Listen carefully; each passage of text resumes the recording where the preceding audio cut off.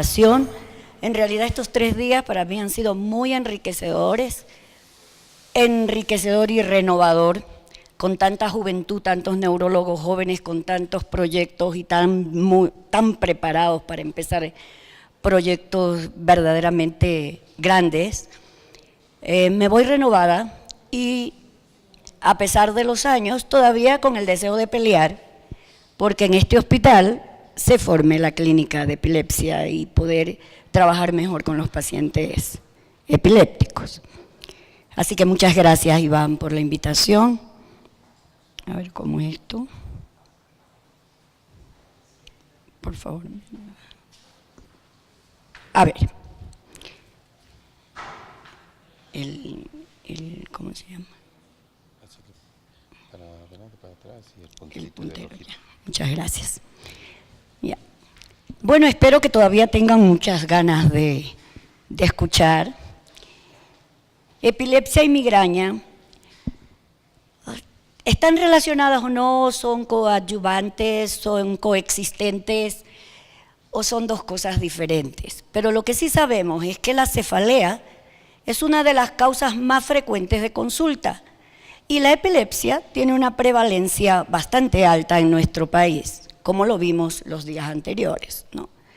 Tienes un paciente con cefalea o un paciente con crisis epilépticas, ¿dónde está el denominador común? Entonces yo quería entender primero esto yo. Entonces vamos a ver, por un lado tenemos la cefalea y tenemos por el otro lado la epilepsia, un poco separadas. Si nosotros dentro de la clasificación de cefalea vemos las migrañas y por el otro lado las epilepsias focales, como que se van acercando un poco. Luego dentro de las migrañas vemos la migraña con aura y en las epilepsias focales, las que tienen más relación con este tipo de dolor son las epilepsias focales occipitales. Y entonces vemos que comparten ciertas características clínicas, las auras visuales, factores genéticos y la fisiopatología. Entender estas cosas para nosotros es muy importante en cuanto a cómo vamos a tratar ese paciente una vez que hayamos llegado a un diagnóstico. Cada vez es para nosotros a veces asombroso encontrar en la consulta neurológica un paciente catalogado como migraña ya con tratamiento con ácido valproico por el médico general o con medicamentos nuevos, y en realidad aquí es muy importante hacer la semiología de la cefalea y la semiología de la crisis. A ver. Si vemos que tienen en común, la epilepsia es un trastorno neurológico que cursa con crisis recurrentes, 2 o más no provocadas, y dado que hemos pasado 3 días hablando de epilepsia, pues voy a pasarlo un poquito rápido esto, ¿no?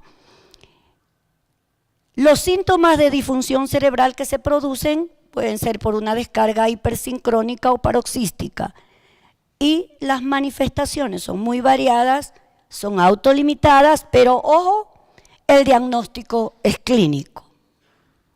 La migraña es una enfermedad primaria del sistema nervioso central que también se caracteriza por crisis y que al igual que en algunos tipos de epilepsia ya está determinada genéticamente, como se evidencia especialmente en la migraña con aura. Es un proceso de curso episódico con fases asintomáticas, igual que en la epilepsia, pero su diagnóstico también es clínico. Si hablamos de prevalencia, pues la prevalencia de la migraña es del 12%, teniendo estudios desde el 8 al 18%, y al tener esa prevalencia, obviamente en algún momento la epilepsia va a estar relacionada. Bueno, ustedes ya escucharon pues las tasas de prevalencia de Rochester 6 por 1000, pero nosotros en Latinoamérica obviamente elevamos muchísimo esa prevalencia, llegando hasta el 57% según los informes de la OPS basados en uno de los trabajos del doctor Plasencia. Estas diapositivas ya las vieron en cuanto a prevalencia, sobre todo aquí está el Ecuador, más o menos 8% de prevalencia. Y dentro de esta frecuencia nosotros podemos ver que se ha determinado hasta un 14% de migraña en pacientes con epilepsia y en pacientes con migraña hasta un 6% de prevalencia. Pero hay un grupo que es un poco raro, que para algunos estudios corresponden al 1.7%, que empieza como un aura visual, como una migraña típica y termina siendo una crisis epiléptica. La asociación temporal entre los ataques de dolor de cabeza y una crisis es un fenómeno bastante interesante que Lennox le puso migralepsia y que a pesar de que la International Headache Society la puso dentro de su clasificación, dentro de las clasificaciones de epilepsia no está considerada. En esta relación temporal tenemos, en primer lugar, estos casos excepcionales que hablábamos, ¿no?, en los que los pacientes tras un episodio de migraña con aura se desencadena una crisis epiléptica y que se llama cefalea precrítica, ¿no? Esto no debe ocurrir sino dentro, para que sea considerada como una crisis epiléptica, dentro de la hora, que no pase de una hora de haber iniciado los síntomas visuales. La cefalea crítica está muy poco documentada, ocurre como una manifestación de crisis epiléptica y es de muy rara presentación. Algunos estudios aislados hay con electrodos profundos que afirman que esta es una crisis que durante el dolor hay una actividad a nivel de la amígdala. Y la parte de la cefalea más conocida dentro de lo que es su relación con la epilepsia son las que todos hemos visto al típico paciente que tuvo una crisis, que tuvo mucho dolor de cabeza después de la crisis, sueño posterior, etcétera. Y a veces ese dolor de cabeza va con síntomas migrañosos, náusea, mareo e incluso a veces de localización hemicránea, etcétera. Puede ocurrir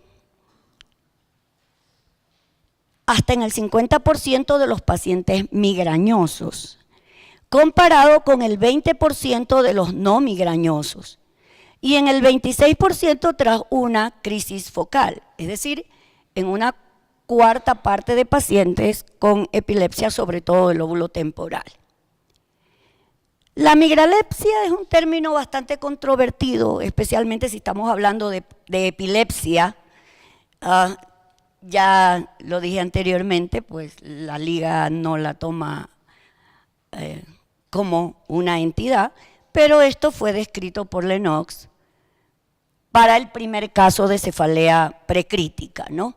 En 1960, pues Lennox lo instauró como un término y en el 2004 se la colocó en la clasificación internacional de dolores de cabeza y hasta ahora más o menos permanece ahí, ¿no? Algunos autores han manifestado una dificultad en distinguir el aura migrañosa de una aura epiléptica. Y si nosotros seguimos analizando la parte de la epilepsia, para muchos lo que ocurre en realidad es una crisis epiléptica occipital seguido de un dolor de cabeza postcrítico, ¿no? Esta es la nueva clasificación, ya la hemos visto algunas veces, y estos son los tipos de epilepsia que se asocian más con una sintomatología de cefalea de tipo migraña con aura. Bueno, estas patologías, como la epilepsia benigna infantil con paroxismos centrotemporales, ya se los describió aquí, la occipital benigna de comienzo precoz y la occipital de comienzo tardío, tienen un denominador común y es la parte genética. Está descrita como autosómica dominante, pero todavía estos están en estudio, ¿no? La presencia de estas dos entidades es un riesgo mayor en cada una de ellas, sí. Hay muchos grupos estudiados de pacientes epilépticos donde el riesgo de tener migraña es 2.4 veces mayor que en la población control. Hay un fondo común genético, como había hablado antes, un fondo bioquímico y un fondo neurofisiológico. Ambas entidades comparten el mismo mecanismo patogénico, genético o adquirido. Ya lo vamos a revisar, desmenuzar un poquitito, ¿no? ¿Cuál es la relación real entre la epilepsia y la migraña? ¿Por qué puede coincidir el dolor de tipo migrañoso y confundirse pues, o llevar a una epilepsia del lóbulo occipital? La primera es una mutación genética responsable de varias canalopatías, que ya se ha discutido aquí, que inducen cambios en la homeostasis iónica y como insistió el doctor Scaramelli en su charla de la fisiopatología de la epilepsia, el asunto no es solo neuronal, es neuronal y glial. Y en el segundo lugar, las mutaciones genéticas que afectan los sistemas glutamaérgicos, GABAérgicos o las funciones mitocondriales.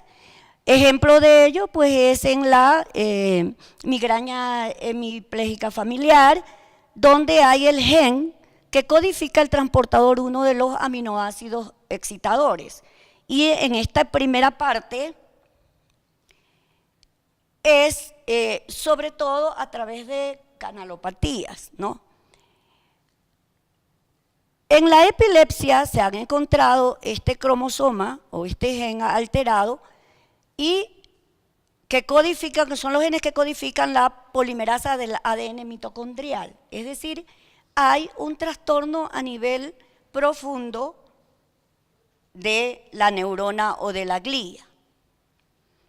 ¿Cómo se produce el dolor o cómo se produce la descarga epiléptica? Pues esto todavía está en debate. Hay varios estudios, no sé por qué alguna razón no me sale la parte inferior. Hay varios estudios que, en resumen, podemos asociarlas en dos teorías. La teoría vascular y la teoría neurovascular. En la teoría vascular, el problema está en que al inicio de una migraña hay una isquemia por vasoconstricción para luego haber una hiperemia, que es la que produce el dolor, ¿no? Pero esta teoría no explica la eficacia de algunos medicamentos que se están utilizando ahora para la prevención de la migraña. En la teoría neurovascular, según esta teoría, la migraña es principalmente un proceso neurogénico con cambios secundarios a esa perfusión cerebral y al parecer con un estado de hiperexcitabilidad neuronal cortical.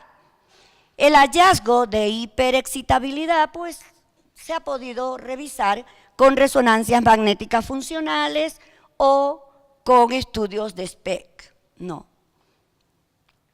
Este grupo de la Universidad Javeriana publicó hace 3 años una revisión de este tema y por eso se las pongo ahí, porque en realidad es una revisión en miras a tratar de explicar todo el proceso fisiopatológico, ¿no? ¿Y cuál es esa explicación? La primera causa es, y esto va dentro de la parte neurovascular, es lo que se conoce como la depresión cortical propagada, que junto con la hiperexcitabilidad cortical son los que explican la sintomatología del paciente. Para la migraña, el factor de riesgo de producción sería a través de que al haber la isquemia se produce un daño neuronal. Lo he puesto entre comillas porque más que daño es una disfunción neuronal, pero últimamente con estudios de resonancia funcional se ha determinado que en el periodo de dolor hay depósito de hierro con espectrometría, ¿no? Así se llama, espectrografía.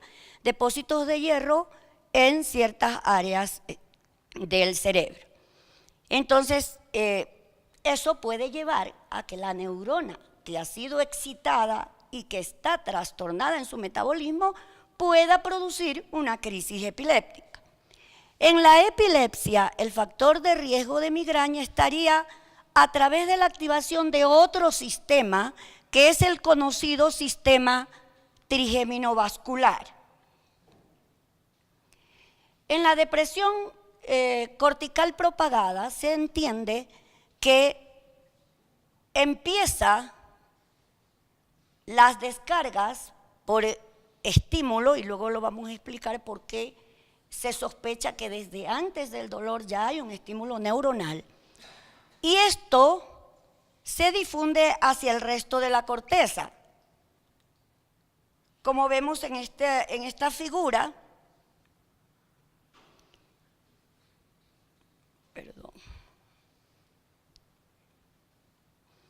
Como vemos en esta figura, pues empieza la descarga occipital, se va hacia las otras áreas de asociación o sensitivas y son las que dan la representación de la sintomatología del paciente, como se puede ver aquí. En primer lugar, tenemos la fase de hipoperfusión, luego la fase de hiperperfusión que coincide con el dolor, y al haber la propagación, pues vamos a tener los distintos síntomas del paciente. ¿Ya? Esta es otra figura que nos permite ver dónde inicia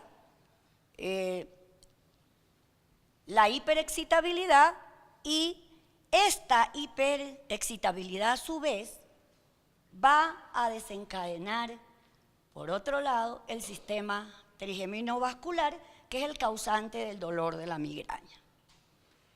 Resonancias magnéticas funcionales, solo como ejemplo, han mostrado pues las áreas involucradas, el momento del dolor migrañoso, ¿no? Y aquí tenemos cómo una vez que se hace la despolarización y se propaga, viene la otra parte, viene la parte neuroquímica, bioquímica. Hay una fase de hiperemia, ¿ya? Mientras hay zonas que todavía están con hipoperfusión mantenida, y aquí viene la liberación de neurotransmisores y metabolitos que van a estimular las fibras trigeminales. Estas fibras que se ha estudiado son fibras sensitivas de tipo C, amielínicas, y son fibras simpáticas y parasimpáticas, que son las que van a dar la sintomatología autonómica en los pacientes migrañosos. Con más claridad vemos aquí cómo una vez que se ha liberado, se ha descargado todos los péptidos involucrados en el dolor, se produce sustancias que son inflamatorias como las cininas, etcétera, ¿ya? Y se produce una inflamación neurógena estéril que va hacia las ramas del trigémino, empiezan a las neuronas de segundo orden, las neuronas talámicas y hacia la corteza, haciendo la transmisión nociceptiva, pero a la vez comprometiendo las áreas corticales. Bueno, este es un resumen también de cómo las estructuras que tienen que ver con el dolor intracraneal, todos sabemos que el cerebro no duele, pero las arterias, la primera parte de las arterias intracraneales, el nervio trigémino, el ganglio trigémino, pues son estructuras que van a transmitir el dolor, ¿no? Y también cómo a través de los núcleos autonómicos del ganglio efenopalatino podemos ver también la sintomatología autonómica, ¿no? Los factores desencadenantes, aquí un resumen de todo esto: la depresión cortical, que estimula la producción de quinina, óxido nitroso, activación del núcleo del trigémino, la disfunción bioquímica que produce la inflamación, ¿ya?, que es lo que va a producir el dolor en el paciente migrañoso. Esto es otra figura un poco más grande, así, para verlo todo en conjunto, ¿ya?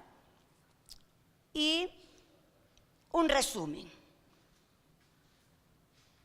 La dura, el inicio de los vasos, etcétera, producen una estimulación a nivel del ganglio trigeminal, va a la neurona de segundo orden, a su núcleo, van hacia el tálamo, ¿no?, y otras ramificaciones que también tienen que ver con el hipotálamo.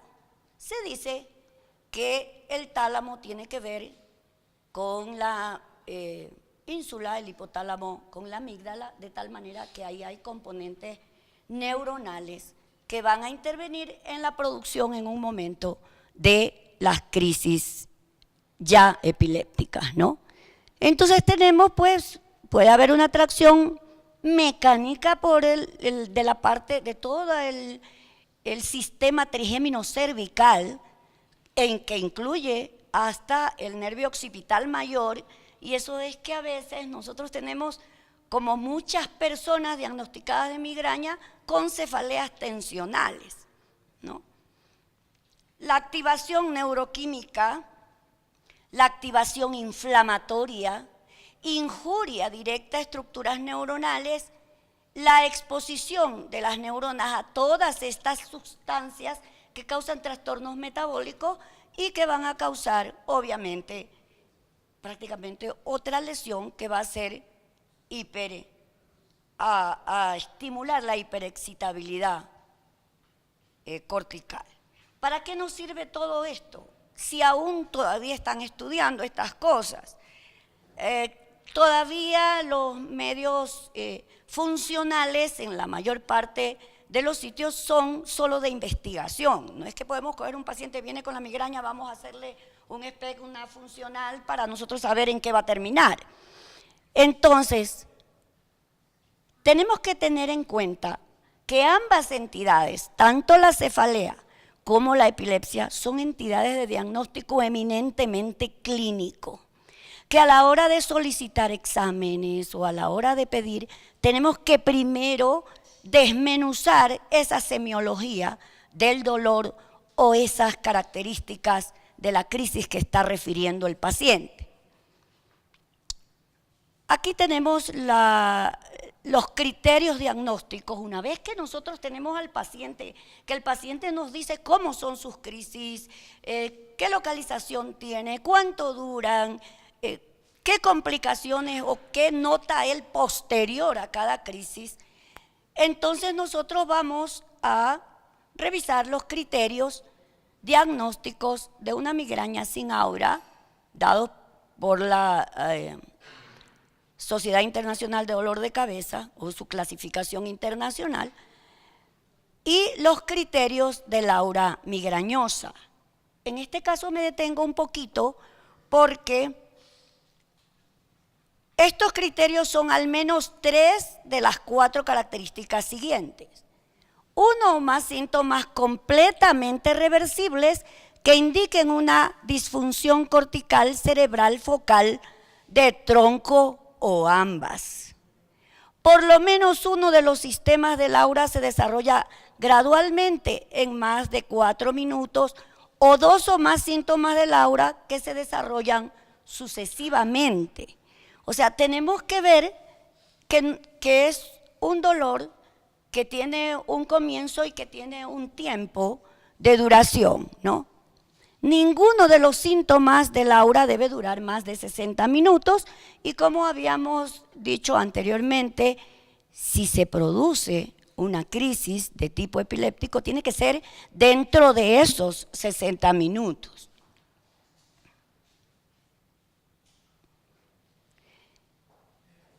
Hay cosas que a veces nos pasamos. Es decir, los estudios de laboratorio no están indicados, pero los he querido poner aquí por ciertas características clínicas o patologías que se han dado en algunas publicaciones, como la presencia de anemia ferropénica. En pacientes con migraña con aura que pudiéramos considerar atípica, a veces hay que hacer una determinación de anticuerpos y entre ellos antifosfolípidos. Los estudios de neuroimagen están indicados en todos aquellos pacientes con crisis atípicas de migraña, atípicas, en los que sufran aura migrañosa no visual, el aura migrañosa, es decir, esa aura con parestesias, con plejía, etcétera, transitoria, ¿ya? Mientras que el electroencefalograma en realidad no está indicado para los dolores de cabeza, ¿ya? Sin embargo, el electroencefalograma puede usarse en caso de que la cefalea, especialmente la migraña, pueda estar presente como un síntoma preictal, ictal o posictal. Y en raras ocasiones puede ser la única manifestación de una crisis epiléptica. Entonces ahí sí es indispensable por esa razón, el uso del electroencefalograma. Por esa razón es importante la historia clínica de ese paciente, los antecedentes familiares de ese paciente, si hay dolor o no hay dolor, la descripción semiológica de su dolor, de sus crisis, etcétera, ¿no? Para no sobrecargar de exámenes que pueden ser costosos para el paciente, ¿no? Y claro, una vez que hemos hecho un diagnóstico, ahí sí vamos a intentar ciertos tratamientos que al final nosotros en este momento sabemos que hay muchos antiepilépticos y hay probados antiepilépticos que se usan ya como preventivos de migraña. Y entonces, esto me pareció este enfoque importante para poder entender por qué se están usando ese tipo de medicación. Pero lo que sí tenemos que ver a la hora de elegir un tratamiento, ¿ya? Primero, tomar en cuenta el tratamiento sintomático. En la práctica es el único tratamiento que necesita la mayoría de los pacientes.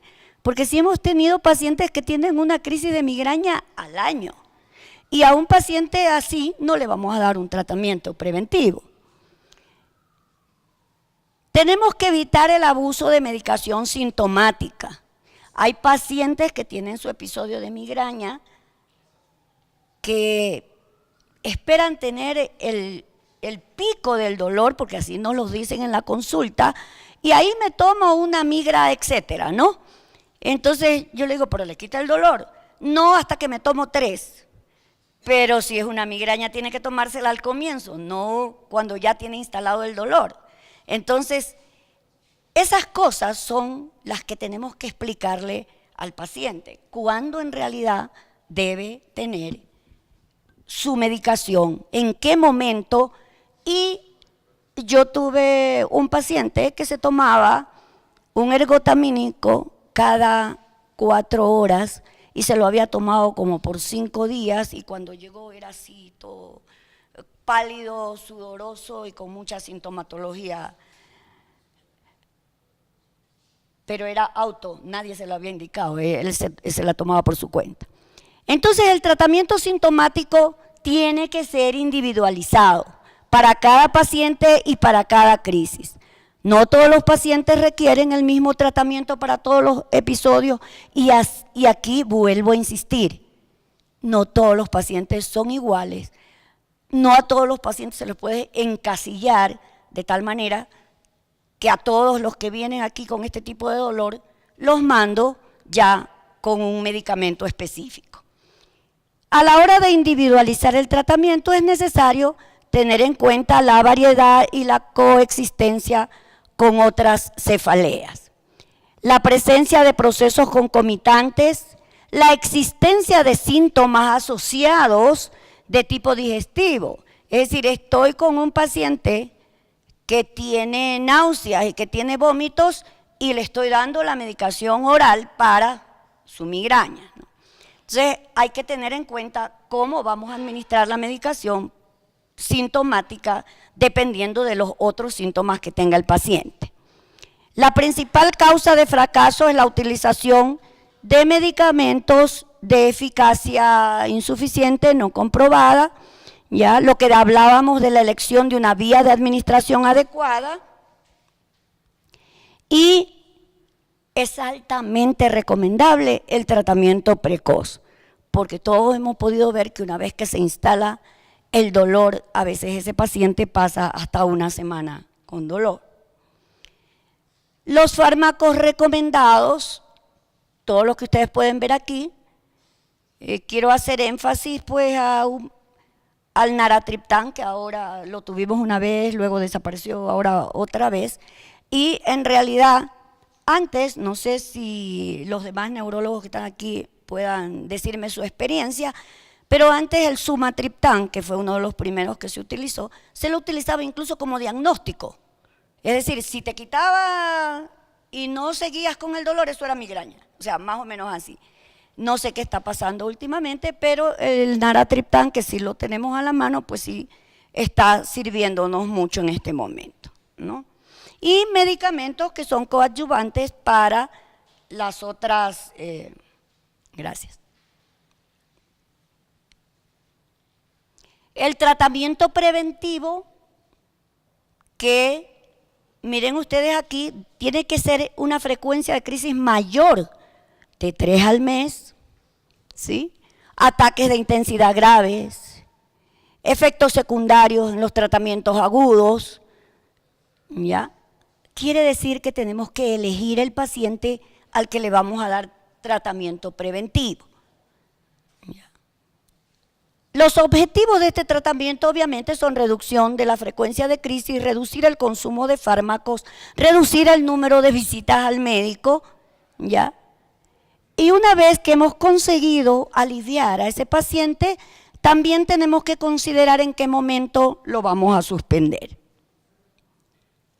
Estos son los medicamentos recomendados y algunos estudios afirman que los beta bloqueantes y el ácido valproico van directamente a inhibir a nivel de los núcleos del tálamo. Y bueno, tenemos ahora que ya no se quedó la medicación como preventivo de migraña, sino que ya se lo estudia como parte de del tratamiento de una epilepsia con comorbilidades. Más que conclusiones, te he puesto algunos puntos aquí para ponernos a reflexionar. ¿Estamos haciendo las cosas bien? ¿Estamos viendo a ese paciente de manera correcta desde el punto de vista clínico? No nos estamos dejando llevar, no, tienes aura visual, eso es epilepsia, vaya y hágase un registro de videoelectroencefalografía o hágase una resonancia magnética. O sea, la relación de la cefalea posictal con la epilepsia ya la conocemos, la hemos visto, la hemos vivido. En casos excepcionales que un episodio de migraña induce a una crisis epiléptica, que era el término controversial de migralepsia, pues sí se ha detectado pues, que hay descargas.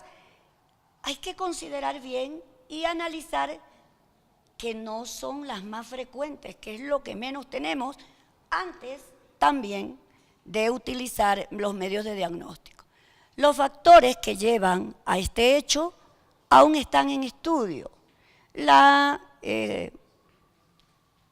depresión cortical propagada, el sistema trigémino vascular explica muy bien, ¿ya? Pero aún hay autores que todavía dicen, ¿es solo vascular? ¿Es solo neurógeno? ¿O es bioquímico? Una vez revisado esto, me parece que es una confluencia de todas esas cosas. Eso influye tanto en el dolor y el daño que se pueda provocar a nivel de corteza, pues nos va a dar, algunos dicen que incluso el dolor mismo, la isquemia inicial, baja el umbral de la epilepsia y puede provocar crisis epiléptica. Pero que hay todos estos factores, vascular, inflamatorio, cambios gliales y neuronales, canalopatía, neurotransmisión, pero que en resumen, en ambas entidades su diagnóstico es clínico y la decisión de tratamiento tiene que ser en base de esa clínica. Muchas gracias.